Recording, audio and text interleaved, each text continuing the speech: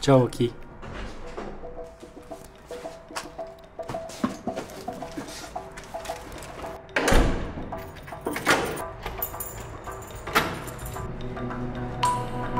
Hola.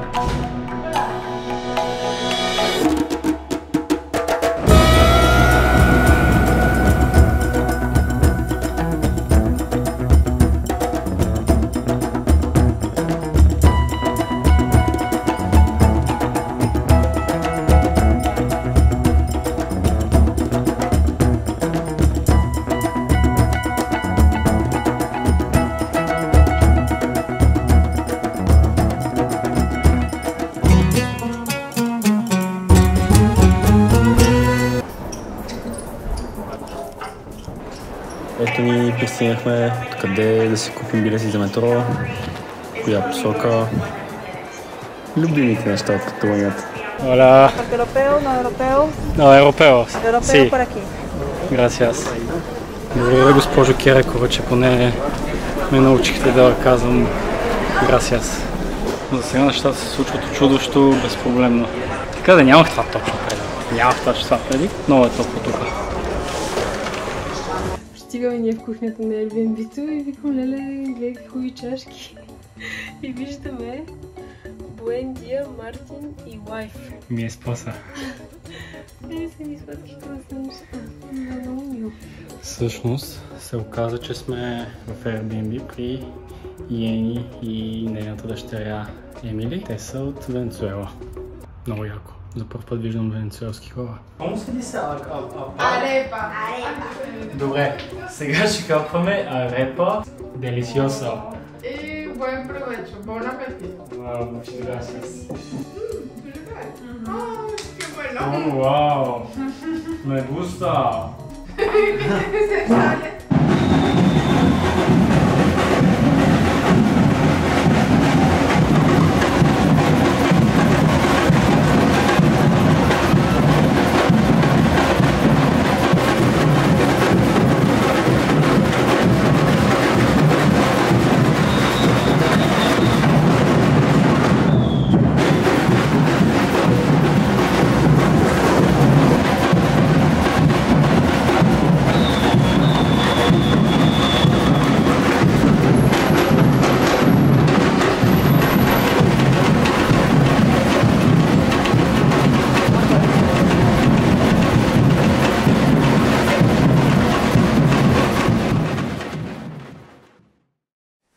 Сега разглеждахме се града Фамилия. Определено може да кажем, че това е най-красивата града, която сме виждали някога. Катедрала със статут на базилика. Зачудихме се колко метра е висока. Видяхме, че е 170. Любопитното е, че главният архитект Антони Гауди също си е проектирал да бъде с 1 метър по-ниска от най-високия хълм тук в Барселона, който се казва Монжуик. Силно е вярвал, че творенията на човека не трябва да бъдат по-високи от творенията на Господ. Самата сграда все още се строи, очаква се 2026 да бъде завършена напълно. Гауди умира на 73 години, блъснат от трамвай тук в Каталуния. В момента, когато ви облъснат, няколко шофьори са отказали да го закарат до болницата, като си мисли, че е клошар и че няма никакви пари.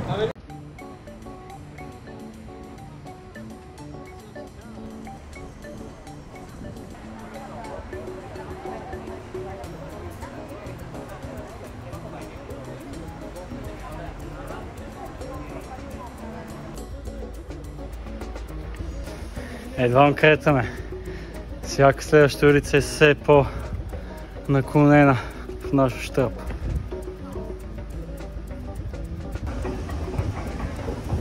Айде! Ескалаторче. Значи сега влизаме в парк Гюел, който се плаща 10 евро на човек. Аз лично до сега не съм бил в парк, който трябва да платиш за да влезеш, но явно тук има нещо по-интересно от нормалното. Да видим.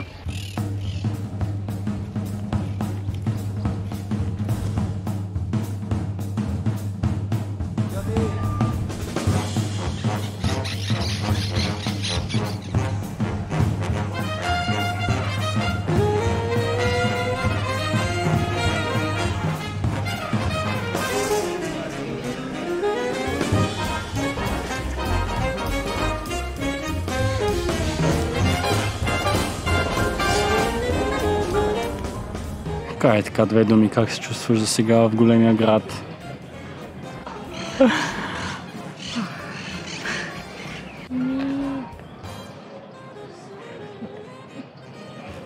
Не е за мен. Не е за мен. Сега сме в парк и няма полянка къде да седнеш. Пейки са сложили. Сега си на кръчма. Сега си на кръчма? Нема кактуса и там. Кактуси, папагали и густа.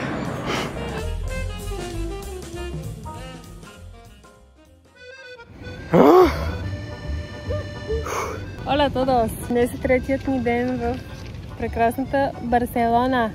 И доста скъпата Барселона. Доста скъпа. Както се оказва, или ние сме променили стандартите си, или те винаги са били такива, но този тип градове не са за лоу-кост пътешественици. Обичайните ни методи за пътуване тук или не се увенчават с успех, или се чувстваме като абсолютни аборигени. До сега ядохме от Карфур. Си взехме някакви неща за 20 евро. Доста прилично. Вчера седнахме в едно заведение, което беше доста добри ревюта. Оставяхме 38 евро. Гледай към зрителите. Ядохме по едно гаспачо. Този його не ми харесва, няма природа. Така.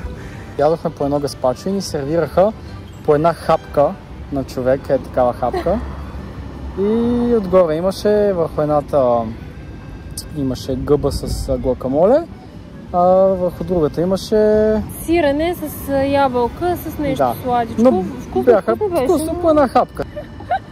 И се зачудихме се. Това е абсурдно, в смисъл.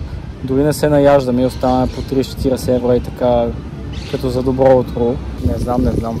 Ние все пак сме канал за лоу-кост пътешестване. Не просто лоу-кост, ами номадско. Тоест, нещата, които търсим са страни от туристическите.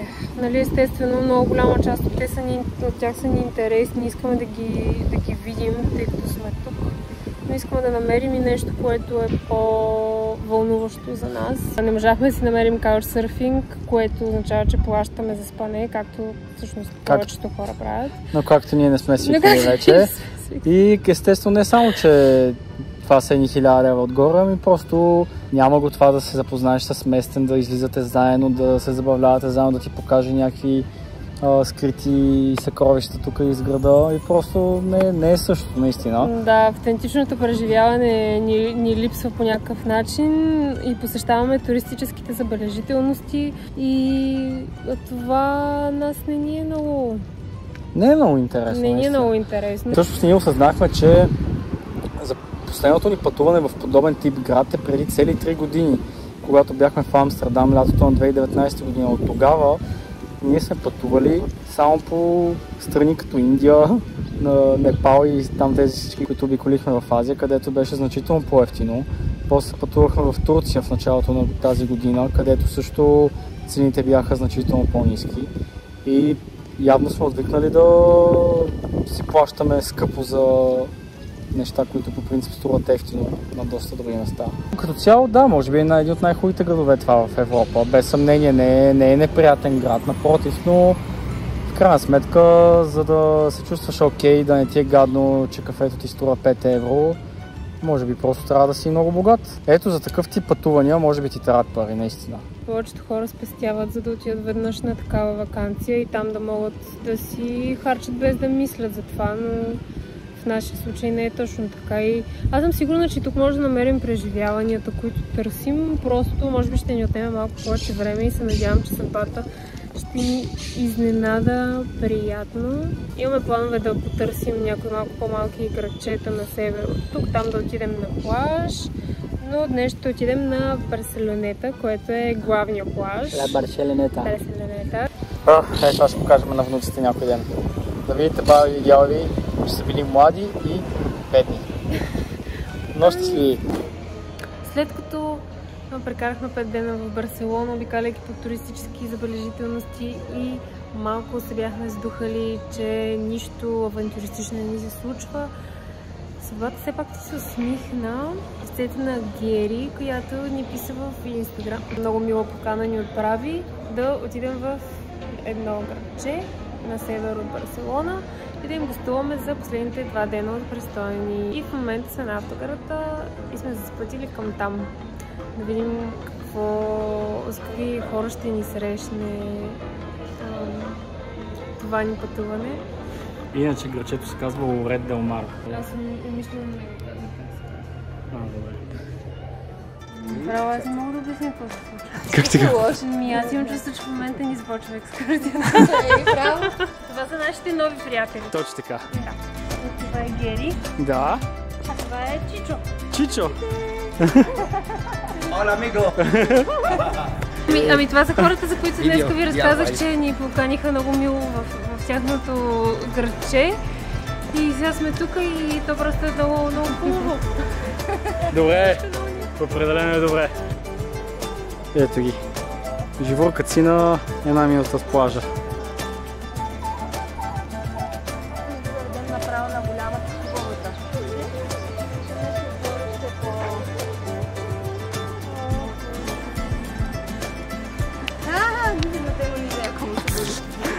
Това мисля, че е първата бира, откакто аз я познавам.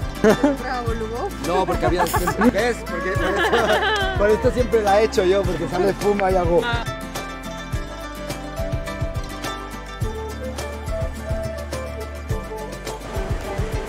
Джакузи има там, виждаш ли?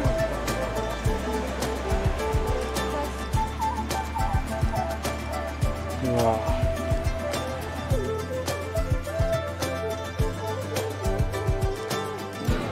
Виж как мерише. Възлак, аз зовите ни.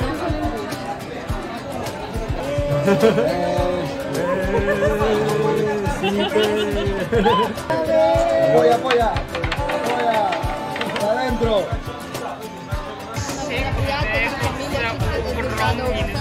Литър ли е какво е? За Бога!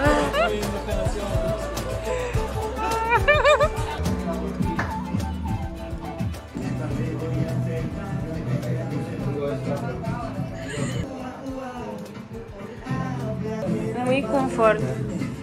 Oh my! Sofi, ¿qué haces? Te cogen el brazo. Che, ¿qué pasa? ¿Qué bien estás aquí tú? Guapa. Guapa la Sofi, le gusta mucho. Qué besito. Muchos besos. Mucho lubov. Mucho lubov. Знаете ли, че имате приятели навсякъде по света, които дори не познавате?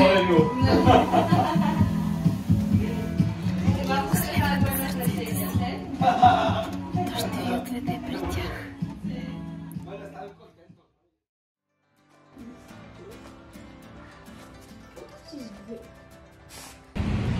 Оля.